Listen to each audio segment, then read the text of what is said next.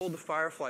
He's the world's richest man as the founder of Amazon, and he's the owner of one of the world's best-known newspapers, The Washington Post. But Jeff Bezos chose a no-frills blogging site to tell his story. Following the announcement of his divorce in January, the tabloid magazine The National Enquirer, best known for its coverage of movie and music stars, published an 11-page spread detailing his extramarital affair, complete with text messages sent by Bezos to his lover. Bezos then used his own security team to investigate the source and motivation for the story, which he alleges made the publisher of the National Enquirer, David Pecker, apoplectic.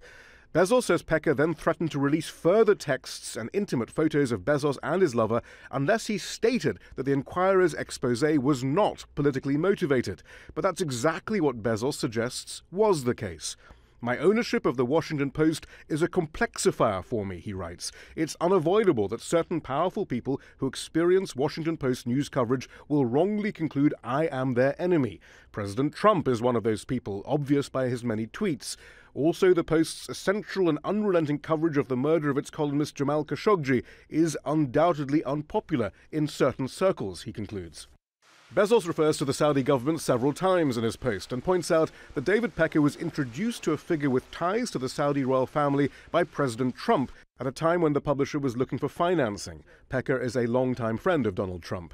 In March of last year, AMI, the parent company of National Enquirer, published a glossy magazine promoting Saudi Arabia and Crown Prince Mohammed bin Salman, containing no adverts. At the time, the Saudis denied any connection. As far as I'm aware, and I would be aware, we have absolutely nothing to do with this. Maybe some of our citizens read the National Enquirer when they're in the United States. Other citizens watch the soap opera unfold on television, but that's it. Jeff Bezos writes that if someone like him, the world's richest person, is unable to stand up to such actions, then who can? Though whether he has a legal case may depend on jurisdiction.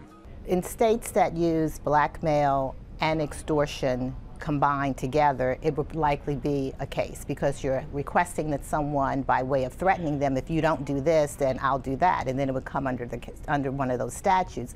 However, if it's in a state or a jurisdiction that is only saying money has to be involved, then it doesn't come under the statute because there's no request for there's no request for money. Complicating matters is Pecker's immunity deal with New York prosecutors in their case against Michael Cohen, Donald Trump's former personal lawyer. Cohen is alleged to have helped arrange a deal whereby Pecker bought exclusive rights to the story of an alleged lover of Donald Trump during the presidential campaign in order to bury it. But as part of the immunity deal, Pecker was ordered not to commit any crimes. American media, which owns the National Enquirer, says it has launched an investigation into Bezos' claims, but, quote, believes fervently that it acted lawfully. Shihab, Rattansi, Al Jazeera.